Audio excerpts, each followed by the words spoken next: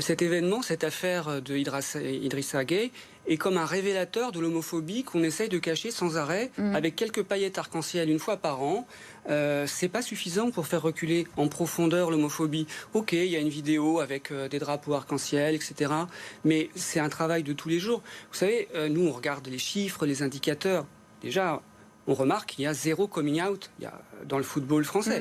Vous avez des centaines et des centaines de joueurs. Statistiquement, c'est impossible qu'il n'y ait pas de joueurs professionnels gays. Or, il y a zéro coming out. Ça, c'est un très bon indicateur du niveau d'homophobie terrible qu'il y a dans le football professionnel ou amateur. Quelqu'un comme Wissam Belgassem, d'ailleurs, qui était un jeune joueur pro en centre de formation, a écrit un livre, Adieu ma honte, pour expliquer à quel point l'homophobie est banalisée dans le football, à quel point il en a souffert.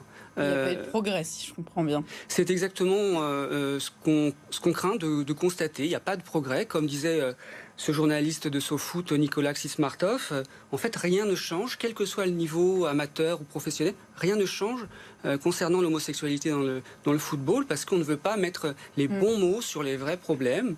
Et puis, bon voilà, le PSG a décidé d'enclencher cette logique de l'inertie et de faire le dos rond en attendant que ça se passe. Bon, ben voilà, nous on agit, on a missionné notre avocat pour que les choses changent réellement, et on portera plainte systématiquement quand il y a des chants homophobes dans les stades de foot. On fera des signalements au préfet.